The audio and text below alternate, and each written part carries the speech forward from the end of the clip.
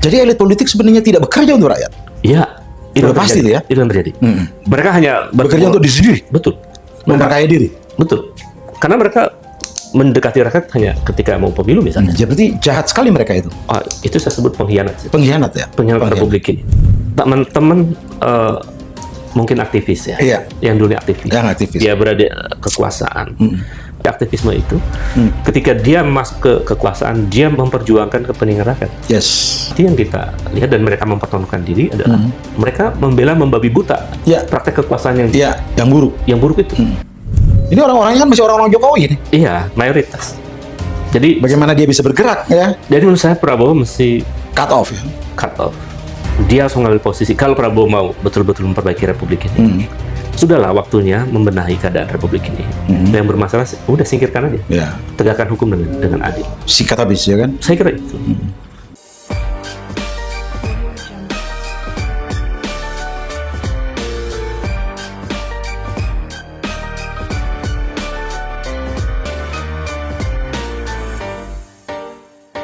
Pemirsa, Anda masih bersama saya, Mr. Ong, dalam Tafsir Politik. Tafsir Politik malam ini, saya sengaja menghadirkan tamu istimewa.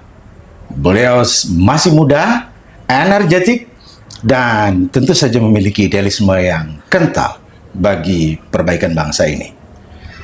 Dia adalah Ubaidillah Badrun. Selamat malam, Bet. Selamat malam, Bang. Alhamdulillah, bisa ketemu akhirnya. Lama tak jumpa ya kan? Ya, maaf saya belum mau diundangkan ini. Iya. Luar biasa.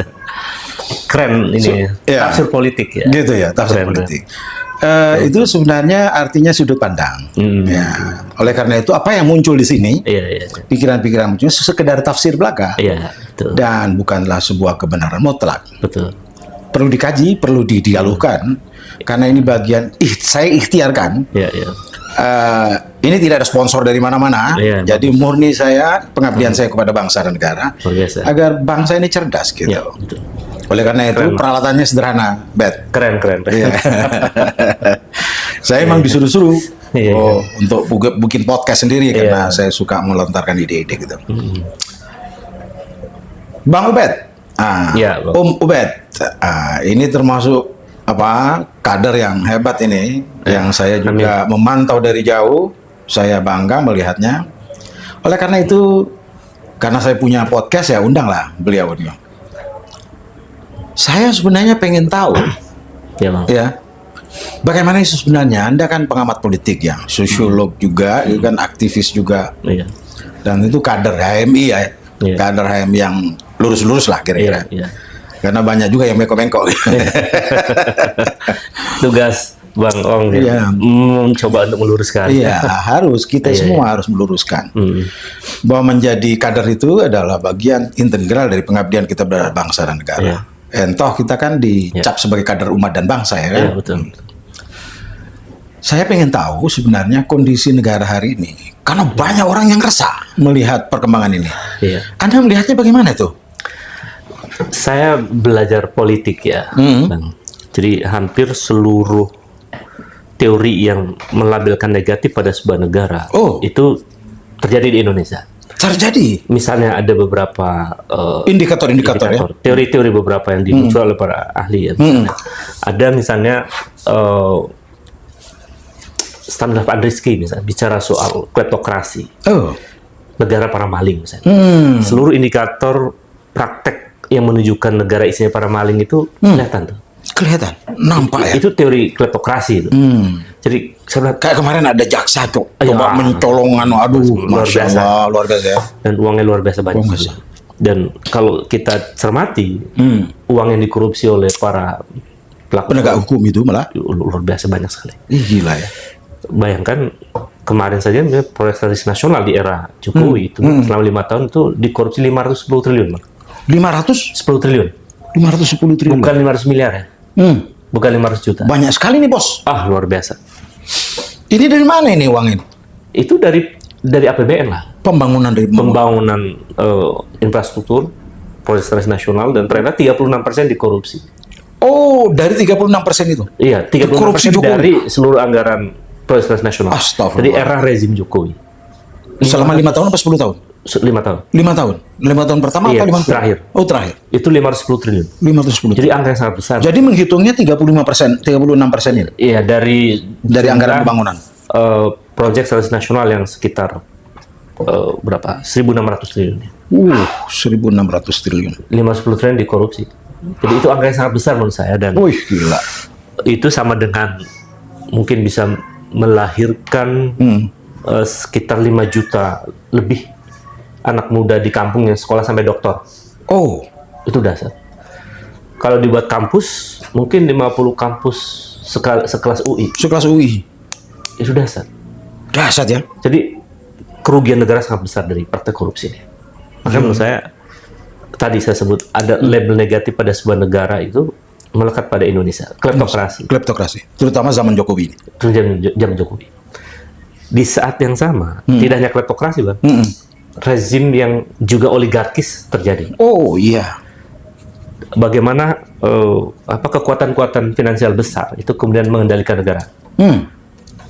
Dan itu mereka bekerja bukan untuk kepentingan rakyat banyak, tapi bekerja untuk kepentingan kelompok mereka Segelintir sendiri. aja. Itu oligarki. Jadi kleptokrasi juga ya. Oligarki juga ya. Iya. Wise. Praktek kekuasaannya itu kalau kita pakai, kalau oligarki kan kita bisa baca perspektifnya Jeffrey Winters ya. Ya. Tapi ada juga perspektif lain yang lebih ke politik hukum tuh. Skeppel dia menyebut ada istilah autocratic legalism.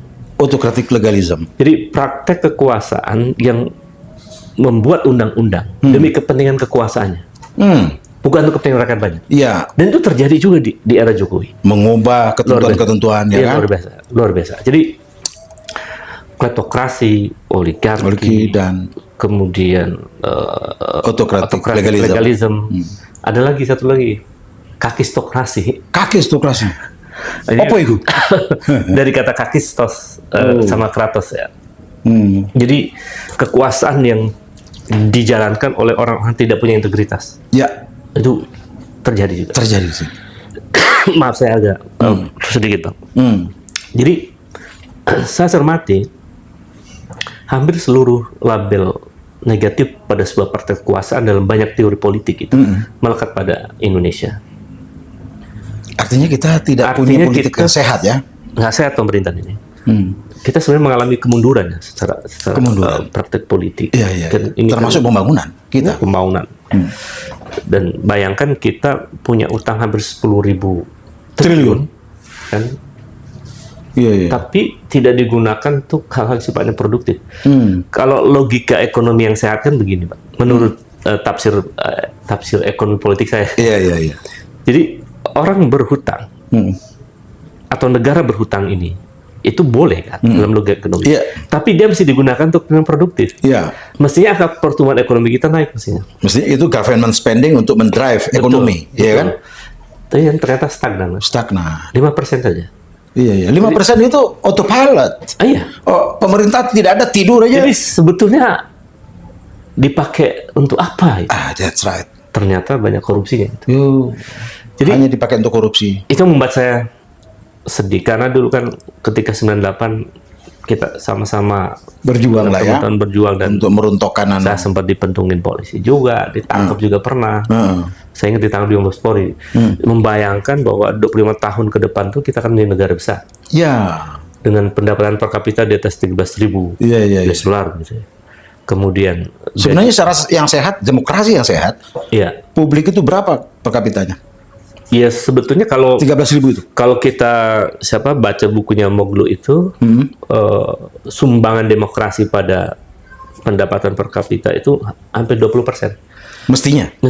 Ideal. 20%. Jadi, kalau demokrasi yang bagus itu akan membuat ekonomi akan bagus. Demokrasi yang berkualitas membuat ekonomi akan lebih bagus begitu. Nah problem kita kan ya demokrasi kita nggak berkualitas. Itu problem. Jadi korup dan demokrasinya juga buruk. Ini yang membuat kita kemudian sulit menjadi negara maju. Apakah kemunduran demokrasi itu melulu diciptakan oleh kekuasaan, atau elit politik yang bobrok ini, atau memang ada kontribusi publik, rakyat? Tentu tentu tidak tunggal ya. Tidak tunggal. Tetapi mayoritas demokrasi yang buruk itu diciptakan oleh elit. Elit, iya setuju saya. Jadi rakyat sebetulnya kan dia adalah subjek politik juga sebetulnya kan. Iya. Tetapi hampir seluruh instrumen jalannya negara itu dikendalikan oleh kekuasaan. Sehingga kemudian ketika negara itu mengalami praktek demokrasi yang buruk, berarti kontribusi besar itu dari kekuasaan. Iya. Jadi kalau kita bertanya siapa yang disalahkan dari praktek demokrasi yang buruk, elit politik. Elit politik. Elit politik. Jadi elit politik sebenarnya tidak bekerja untuk rakyat. Iya. Itu udah pasti itu ya. Itu yang terjadi. Mereka hanya bekerja untuk diri sendiri. Betul. Memperkaya diri. Betul. Karena mereka mendekati rakyat hanya ketika mau pemilu misalnya. Ya, berarti jahat sekali mereka itu. Oh, itu saya sebut pengkhianat. Pengkhianat ya? Pengkhianat Republik ini. Iya. Karena bagaimana kita tidak bisa menyebut mereka pengkhianat ketika mereka berjanji, makan, minum, berjanji ya kan? Di hadapan publik, disumpah, lalu kemudian menggunakan uang rakyat semua. Berpesta fora dan lain-lain. Tapi jas kaki ini semua itu dibiayai oleh rakyat. APBN dari pajak dari rakyat. APBN itu. Dari utang ya kan? Dan lain-lain. Tapi mereka nggak bekerja untuk kepentingan rakyat. Tapi kok mereka itu gimana? Sebagian dari mereka ada juga teman-teman kita dan ikut menikmati. Itu saya sebut pengkhianat lah. Iya. Saya harus katakan itu. Iya. Karena kita mesti jelas ya. Iya. Bahwa teman-teman mungkin aktivis ya. Iya. Yang dulunya aktivis. Yang aktivis. Dia berada kekuasaan. Itu rational choice mereka. Iya. Tetapi kan sebetulnya salah satu ciri aktivisme itu ketika dia masuk ke kekuasaan, dia memperjuangkan kepentingan rakyat. Yes. Bukan untuk kepentingan dirinya. Iya. Tapi yang terjadi dalam 10 tahun terakhir ini justru menurut saya tidak terlihat itu. Tidak terlihat, iya. Yang kita cermati, yang kita lihat dan mereka mempertontonkan diri adalah mereka membabi buta praktek kekuasaan yang buruk. Yang buruk itu. Iya. Dan mereka kemudian juga tidak secara konkret memperjuangkan kepentingan rakyat banyak. Atau punya pikiran-pikiran progresif terhadap negara. Itu dia. Kita tidak lihat. Itu kita nggak lihat. Politisi kita tidak punya wacana big picture besar ya. Kita mengalami penurunan kapasitas politik. Saya lihat kan kalau kita ingat perdebatan di zaman era kemerdekaan sangat intelektual kan Pak. Sangat intelektual. Dan perdebatan di parlemen juga. Saya lihat luar biasa. Ya bisa kita baca lagi itu dialog-dialog di Dewan di Konstituante dan sebagainya. Di era sekarang ini nggak ada wacana. Nggak ada political discourse. Enggak. Menyedihkan memang. Karena yang kita baca justru yang kita lihat ya misalnya parlemen misalnya dia tidak menjalankan fungsinya dengan baik. Jadi saya mungkin mau mengatakan ini ada semacam disfungsi dari fungsi legislasi, dari fungsi pengawasan, dan lain-lain. Di sisi yang lain di eksekutif juga problem kan, karena jadi kita bisa bayangkan Pak, eksekutifnya bermasalah dengan praktek korup yang luar biasa itu, legislatifnya disfungsi. Yang kita bikin sedih, yudikatifnya juga masalah sangat serius. Itu sudah sempurna lah bangsa ini ya, kebobrokannya. Jadi menurut saya harusnya ini menjadi momentum penting bagi siapapun yang mau bangsa ini menjadi maju untuk melakukan perubahan besar. Iya, Bung. Sebenarnya kalau saya lihat ya, kan saya dulu pernah aktif di partai politik ya, di PAN, dan maksud saya orang-orang PAN itu adalah orang-orang yang berpikir reformis ya kan? Awalnya. Ada Amin Rais di situ ya kan, ada Hatta Rajasa. Ternyata at the time terpuruk juga mereka. Jadi ini masalah mentality, ada ketauhidan yang tidak tuntas ya. Betul. Menurut saya itu yang mendasar ya, itu kan. Bagaimana seorang abdi negara, pejuang politik, tapi tidak menjalankan tugas-tugasnya dengan baik. Kalau menggunakan perspektif yang lebih teologis sebetulnya itu lebih dahsyat lagi. Lebih dahsyat lagi. Karena teologi yang diyakini oleh elit politik kita mayoritas kan sebagai Muslim ya. Menurut saya sebagai Muslim dia mesti menjalankan nilai-nilai Islam tentang keadilan, tentang kemanusiaan, tentang equality dan lain-lain kesamaan. Jadi menurut saya hampir kita bisa menilai bahwa ini ada problem paradigma sebetulnya. Iya. Jadi di level paradigma mereka itu tidak mampu dalam tafsir saya menerjemahkan ideologi itu yang dalam kode kebangsaan itu ini ya, ideologi kebangsaan kita yang sebenarnya ada sumber moral besar yaitu agama Islam itu, dan agama-agama lain juga memberikan kontribusi.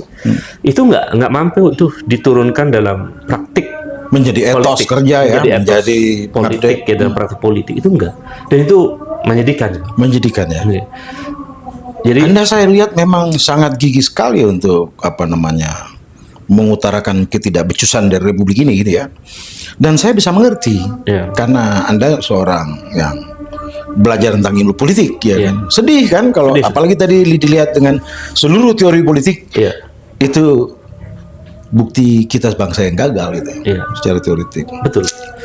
Jadi kalau kita lebih kontemplatif, kita nih bangsa ini, para kekuasaan ini dia mengabaikan prinsip-prinsip dasar dari bernegara kita. Konstitusi kita diabaikan. Ya, kita tidak pernah bicara tentang Pancasila hari ini. Meskipun ada BPIP. Itu juga aneh. Ketua BPIP-nya aja nggak bisa menjelaskan hubungan antara Pancasila dan agama loh. Itu kan problem. Agama malah jadikan musuh Pancasila katanya. Kalau para pemikir yang di masa-masa 50 kan udah selesai. Bagaimana menempatkan agama, menempatkan Pancasila dalam konteks hidup sosial kebangsaan. Betul. Nah, ini narasi-narasi yang dibangun oleh kekuasaan juga menurut saya sudah menjauh dari nilai-nilai ideologis itu ya. Dari bangsa ini bekerja. Pancasila, konstitusi. Pasal 33 diabaikan. Bagaimana kekayaan alam kita itu kemudian justru tidak dipergunakan sebesar-besar untuk kemakmuran rakyat. Kan itu kemakmuran segelintir elit, bahkan orang asing. Itu yang disebut jaringan oligarki kan. Sementara alam kita rusak. 60% alam kita tuh rusak akibat dari tambang yang dikuasai oleh oligarki. Bung Ubed, saya dengar pemerintah ini, Prabowo itu dalam derajat tertentu dia sedang saya dengar ya, pastinya bagaimana, apa sudah diketok di DPR apa belum, Undang-Undang Perekonomian Nasional itu akan ditata ulang. Artinya Prabowo ini masih punya etikat baik lah untuk mendrive bangsa ini ke arah yang lebih baik.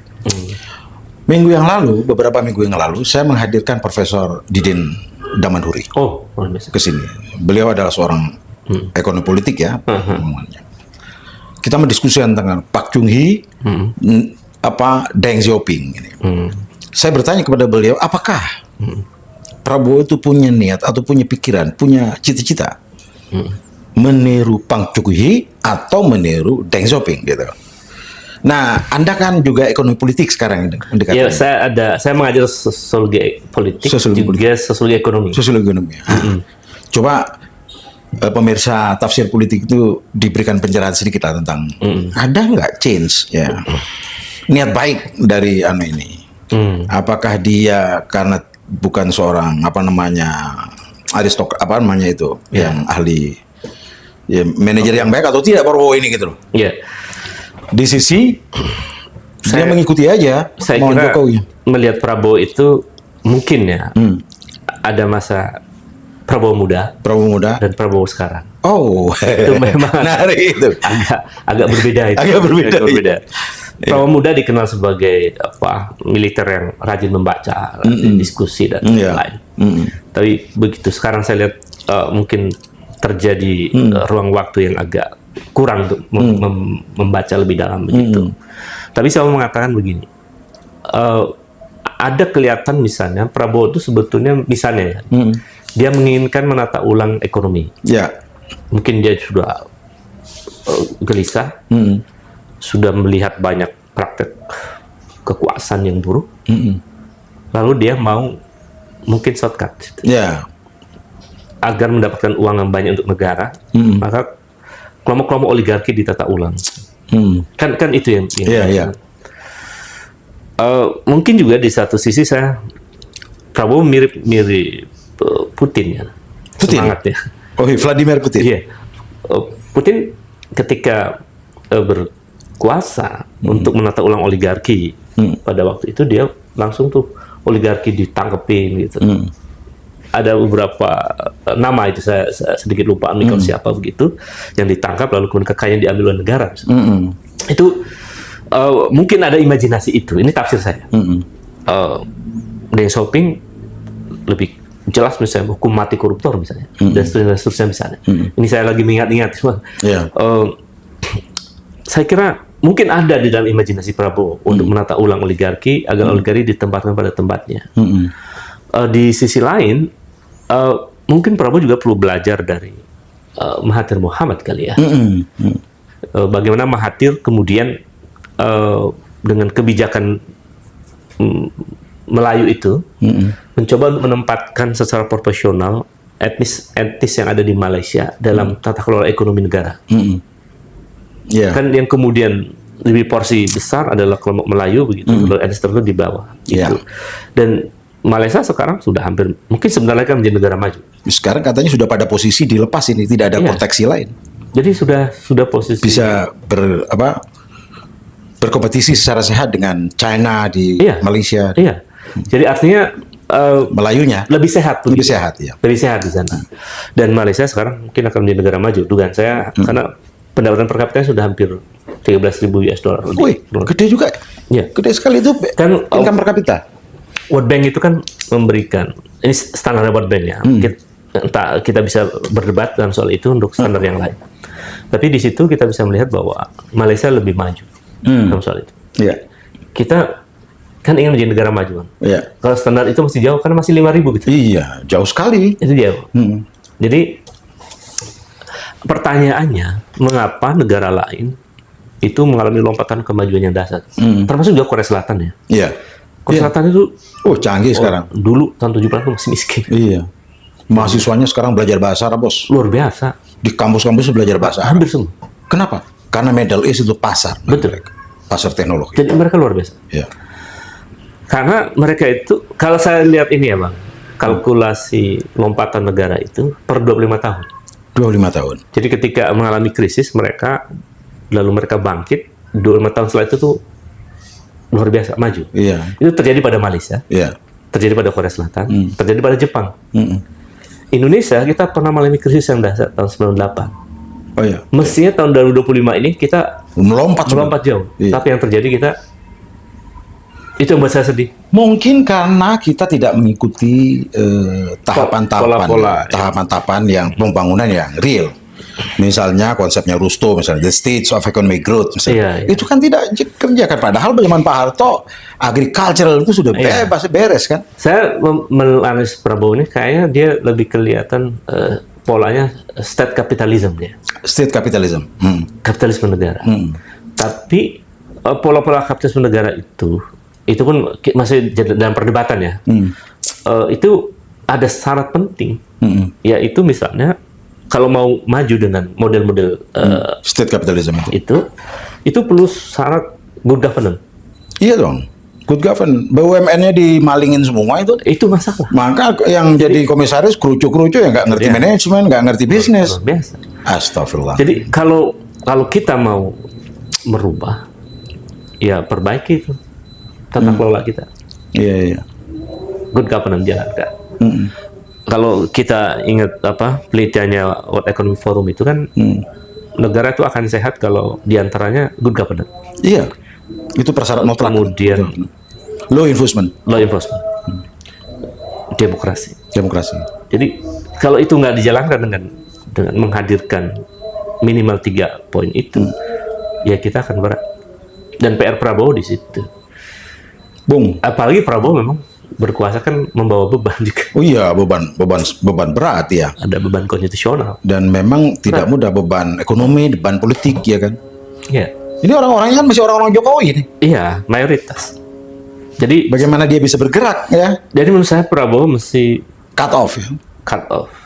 Dia harus mengambil posisi. Kalau Prabowo mau betul-betul memperbaiki Republik ini, sudahlah waktunya membenahi keadaan Republik ini. Yang bermasalah, udah singkirkan aja. Tegakkan hukum dengan adil. Sikat habis ya kan? Saya kira itu. Tapi kalau enggak ya, siap-siap Prabowo akan menghadapi masalah yang sangat serius. Saya kira ya, ini sudah minute to minute pergerakan ini. Orang tidak suka Prabowo itu minute to minute. Luar biasa. Karisma sudah tidak ada, ya kan?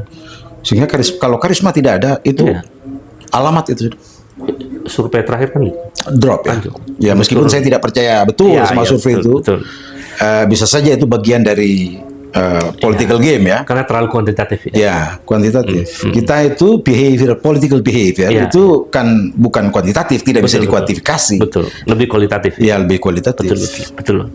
Karena itu teman-teman survei itu Mbok ya harus menyadari bahwa itu jangan kemudian menjadikan kebenaran sebagai kebenaran. Masa mengukur kinerja dengan persepsi. Iya, persepsi. yang disuruh mengukur persepsi tukang beca. Iya. Konstituen mereka gitu. Kognisinya belum tentu paham. Betul. Jadi ya saya kira itu pula Bung yang kemudian membuat Plato itu tidak suka demokrasi.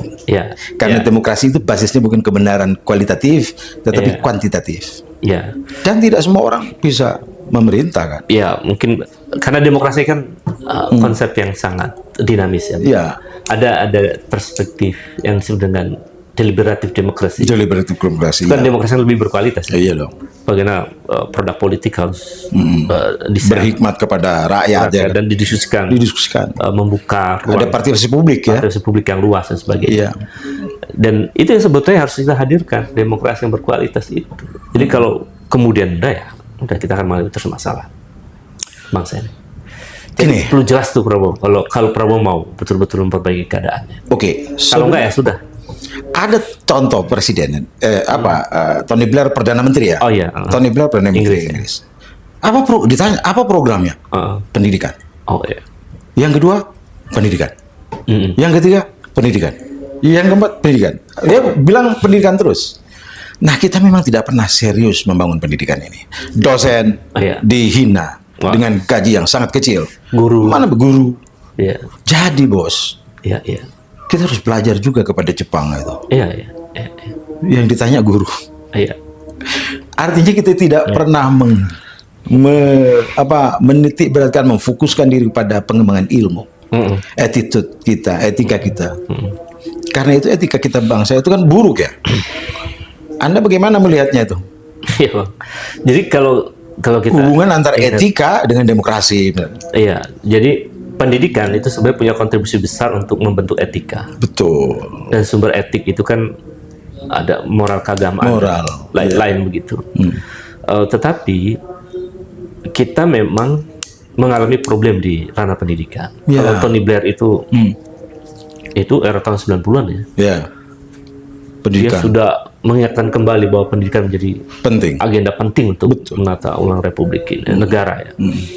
Nah, dari situ memang sebetulnya ketika tahun 98 ketika Soeharto ada reformasi itu diskurs tentang pendidikan itu juga sangat kencang. Saya masih ingat sampai kemudian anggaran pendidikan dinaikkan jadi 20% itu. Itu ada dalam konstitusi. Iya, betul. Tadi kan cuma 2,5%. Lalu kemudian masuk konstitusi 20%. Itu waktu itu saya berimajinasi, wah kita ini negara besar. Karena pasti sumber daya manusia kita bagus, akan berkualitas, cerdas kan, dan bagus semua luar biasa. 20% bayangin, naik berkali-kali lipat. Itu luar biasa. Nah, tetapi kekuasaan demi kekuasaan itu mengabaikan pesan substantif itu. Itu padahal mandatory spending itu. Betul. Karena dari konstitusi kan. Kenapa saya sebut kekuasaan demi kekuasaan itu mengabaikan mandat konstitusi itu?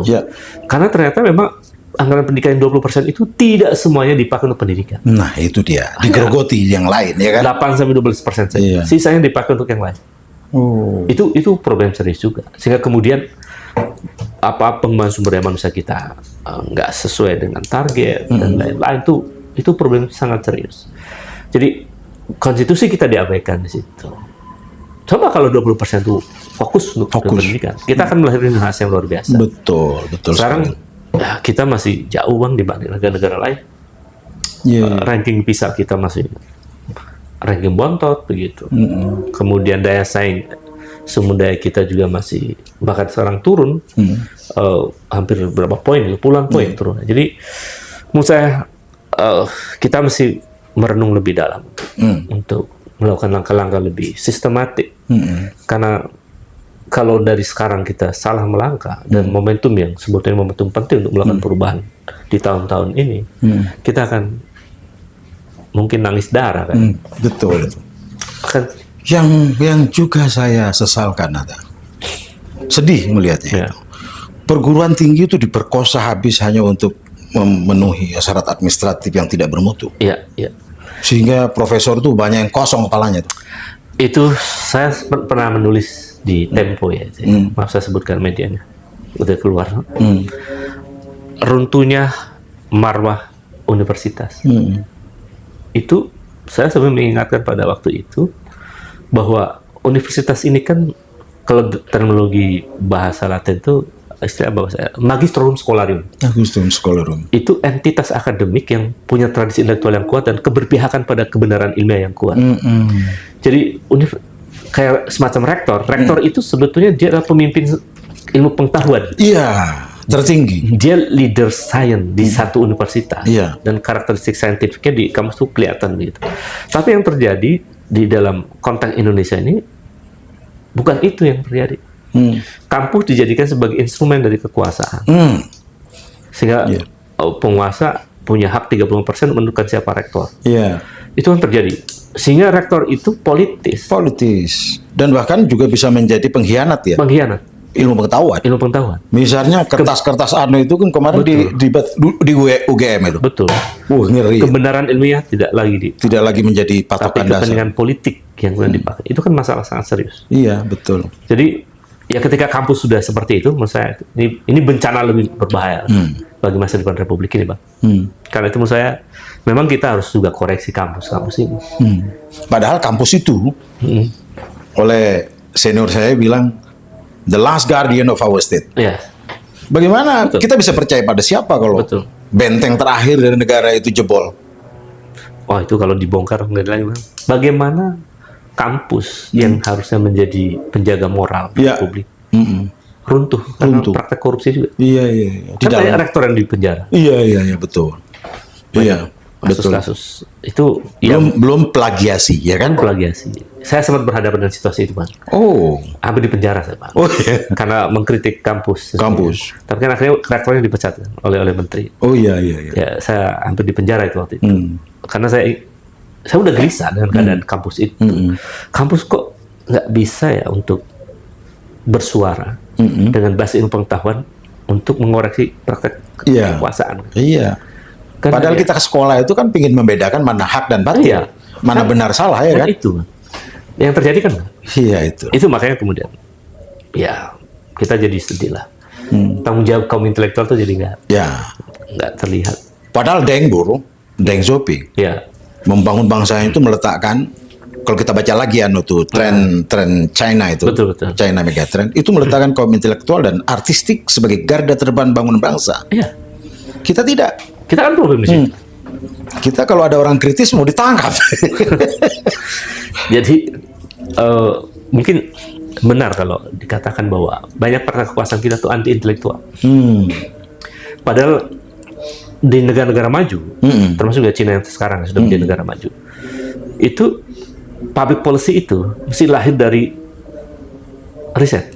Dia riset. Jadi from knowledge to policy. Iya betul. Jadi kebijakan itu mesti lahir dari ilmu pengetahuan. Betul. Nah yang terjadi di Indonesia, ilmu pengetahuan disingkirkan. Jadi bukan from knowledge tapi from interest. From interest. To policy. Jadi kepentingan segelintir elit kekuasaan yang melahirkan kebijakan. Ya. Karena kebijakan itu kemudian menjadi instrumen untuk dikorupsi dan sebagainya. Jadi itu sedih lah kalau gitu. Iya. Soalnya kalau dilihat dari gitunya kita seolah-olah nggak punya harapan ya negara ini ya. Pesimis.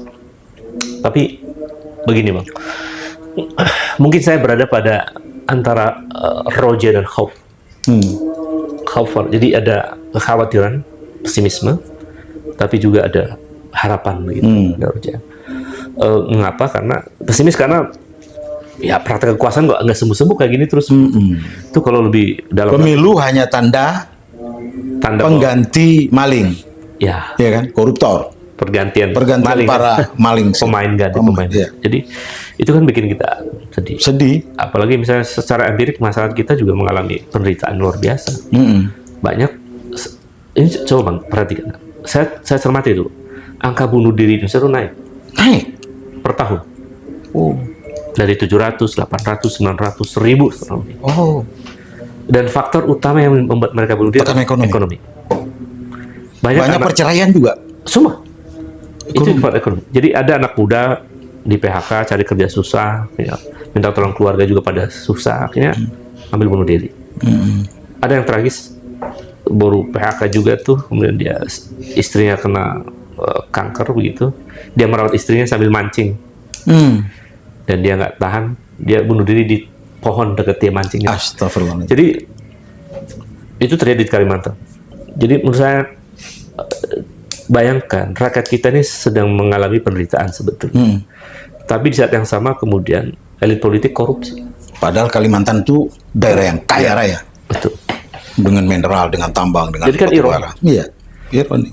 Jadi fenomena itu yang membuat kita jadi, wah, ini kok nggak sembuh-sembuh ya? Iya, elit politik kita nggak punya etik, nggak punya moral politik dan sebagainya.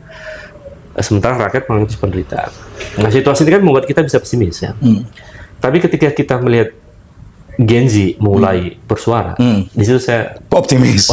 Iya. Jadi artinya kita hanya bisa berharap pada generasi baru sebetulnya. Iya, mereka punya cara pandang tersendiri. Cara pandang sendiri terhadap negaranya. Mimpi.